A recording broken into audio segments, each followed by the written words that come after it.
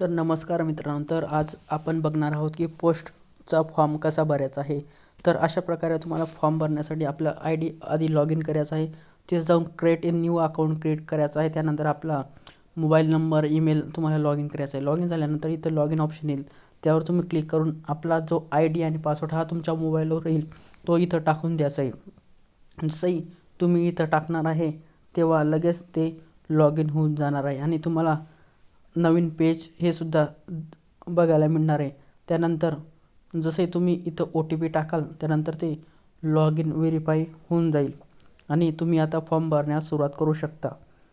पोस्टचा form भरण्यासाठी सोपी पद्धत आहे, त्यानुसार तुम्ही एक एक स्टेप माझ्या व्हिडिओला नक्की बघा.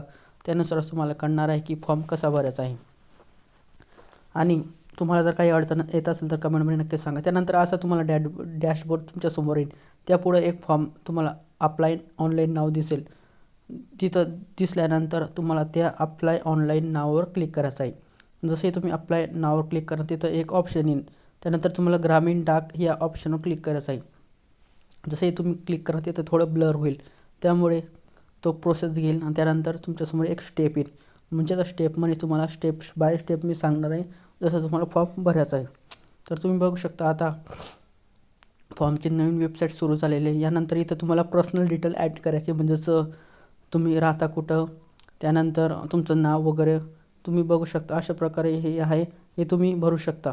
तिथं आपलं आधारद्वारे नाव येईल. इथं थोडं बघायचं आहे तुम्हाला, जसं तुम्हाला भरायचं आहे तसं तुम्ही भरू शकता. स्टेट, सिटी, तुमचं गाव, ॲड्रेस इथं सर्व तुम्हाला टाकायचं आहे.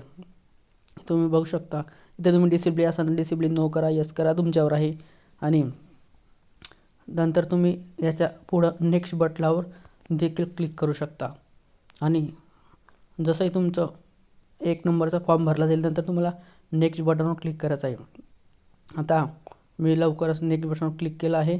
आता इथं येईल, तिथं तुम्हाला ऑप्शन सिलेक्ट करायचं आहे. जसं तुम्ही बघू शकता की तुम्ही महाराष्ट्रात राहता तर महाराष्ट्राचं ऑप्शन सिलेक्ट करा. त्यानंतर तुमचं पासिंग वर्ष, तुमचं 10वीची पासिंग केव्हा झाली ते टाकून द्यायचं आहे. त्यानंतर स्टेट बोर्ड येईल. आता स्टेट बोर्डचा विषय असा आहे, जर तुम्हाला 500 मार्क आहे किंवा 600 मार्क आहे त्यानुसार तुम्हाला इथं महाराष्ट्र स्टेट बोर्डचं ऑप्शन सिलेक्ट करायचं आहे. त्यानुसार तुमच्या मार्कशीटवर बघून घ्यायचं किंवा बोर्ड सर्टिफिकेटवर बघून घ्यायचं की तुमचे मार्क किती आहे. त्यानुसार SSC हे जे ऑप्शन आहे तिथं तुम्हाला तुमचा मार्कशीटवर जो बैठक क्रमांक आहे तोही तुम्ही टाकू शकतात. असं तुम्हाला दोघं तिथं टाकता येणार आहे. त्यानंतर पुढचं स्टेप खूप सोपे आहे, म्हणजे हे स्टेप तुम्हाला मी नेक्स्ट व्हिडिओमध्ये दाखवणार आहे. याच्या पुढे जर तुम्हाला व्हिडिओ पाहिजे असेल तर मला नक्की फॉलो करा आणि सबस्क्राईब करा. आता तुम्हाला दुसरा व्हिडिओ येणार आहे, त्यासाठी सबस्क्राईब करून घ्या. धन्यवाद.